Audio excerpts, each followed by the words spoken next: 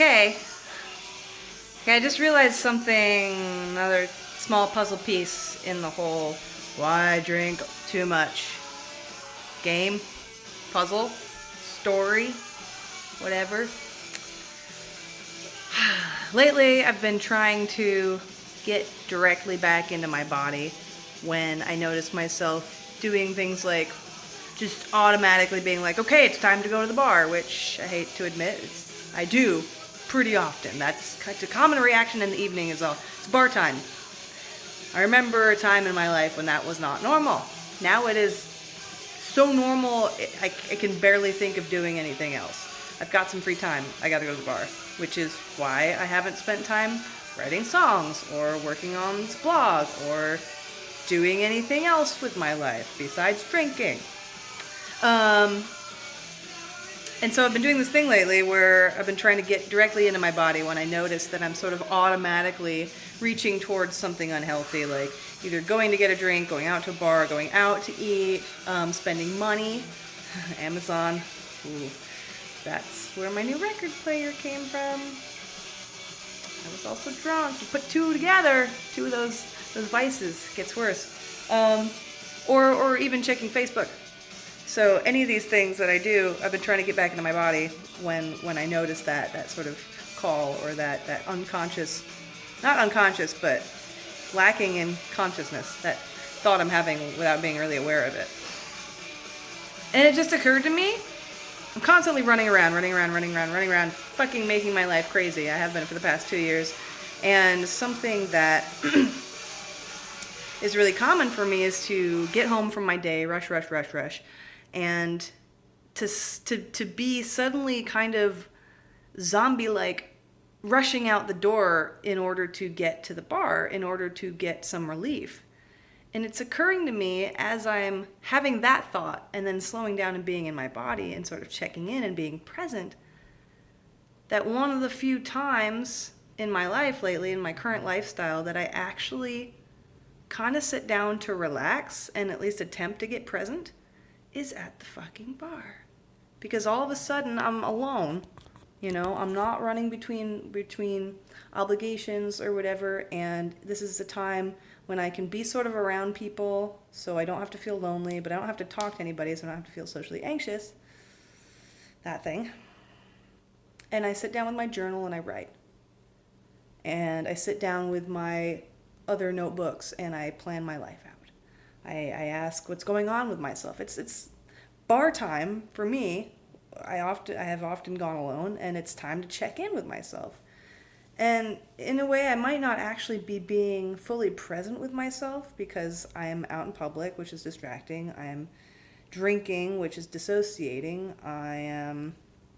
There's music on or whatever. It's a lot easier to be distracted and dissociated from my physical body and my actual emotions and my thoughts I'm actually pretty in touch with, I guess, but my physical body and my emotions, which are both very, attached to each other. It's a lot harder to do that fully at a bar. It's a lot easier to do that here at home alone, but it's also more terrifying. It gets easier the more I do it, and it gets easier the more I really realize that, stop and slow down, check in, get my bearings, get my surroundings, be in my body. It's actually not that scary.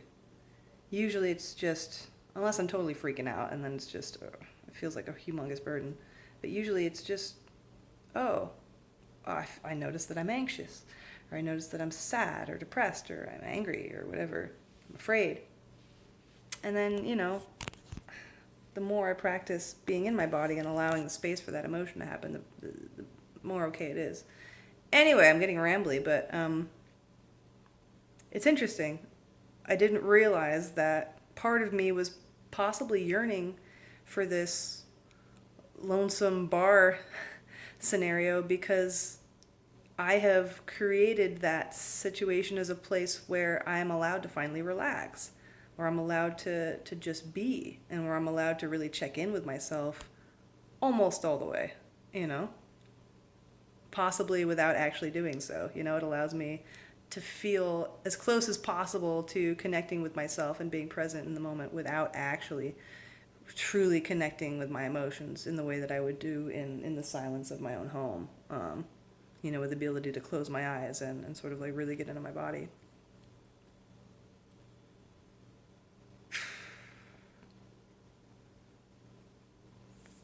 I've been working on this for a long time, and I feel really ashamed that I haven't just figured it out.